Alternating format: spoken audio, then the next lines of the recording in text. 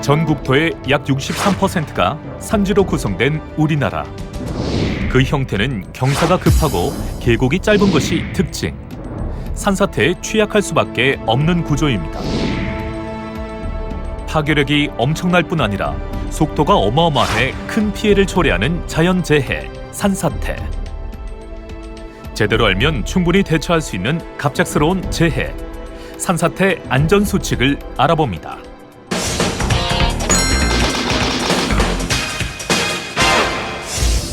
예기치 못한 상태에서 순식간에 발생하는 산사태. 산사태는 산지의 사면을 이루고 있는 암석이나 토양의 일부가 집중호우, 태풍, 지진 등에 의해 붕괴, 중력에 따라 비탈 아래로 흐르는 현상인데요. 갑자기 많은 비가 내리는 집중호우, 잦은 지진의 발생 등 전 지구촌의 기상이변으로 산사태 역시 빈발화, 대형화되는 추세입니다.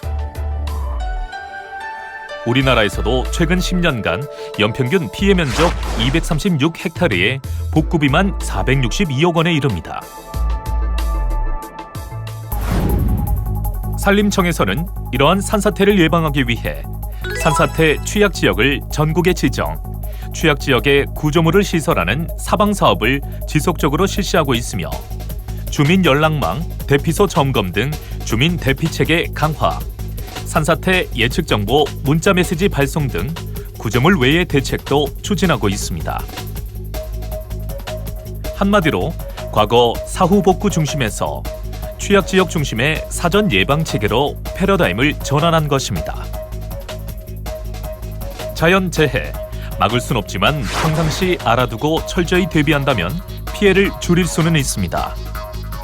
산사태 전조현상, 어떤 것이 있을까요?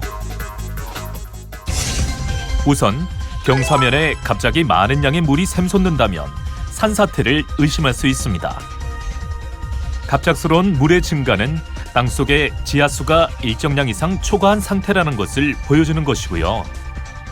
반대로 평소에 잘 나오던 샘물이나 지하수가 갑자기 멈춘다면 산 위의 지하수가 통과하는 토양층에 이상이 발생했다는 것으로 이 역시 산사태의 전조 증상입니다.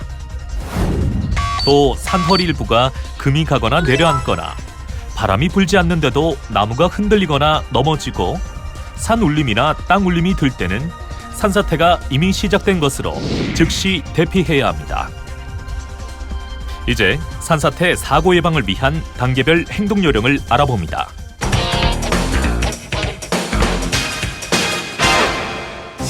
먼저 산사태 주의보가 발령됐을 때 산사태 취약 지역의 주민들은 행정기관에서 안내한 대피 장소를 사전에 숙지하고 간단한 생필품 등 사전 준비를 합니다.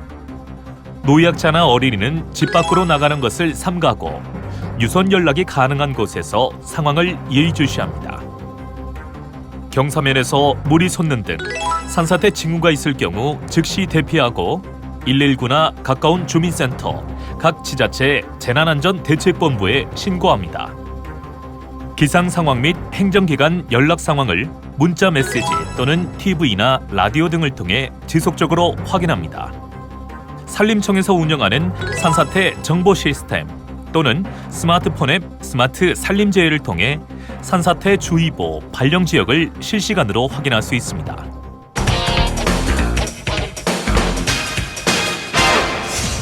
다음은 산사태 경보가 발령됐을 때.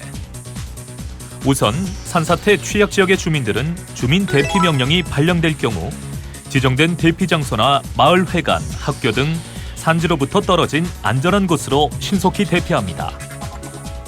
산사태는 위에서 아래로 발생하기 때문에 대피 시 산사태 발생 방향과 직각이 되는 방향에 가장 가까운 높은 곳으로 이동하도록 합니다.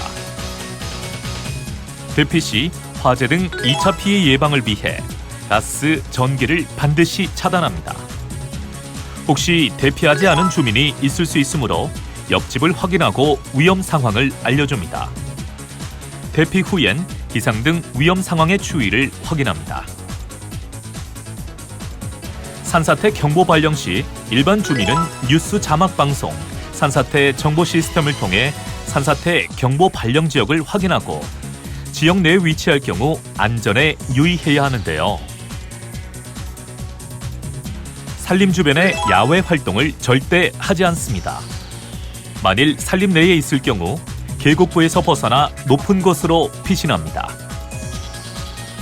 산사태 발생 상황을 확인한 경우 112나 119 긴급 전화로 즉시 신고하고 인명피해 및 고립이 우려될 경우 119 구조 요청을 합니다.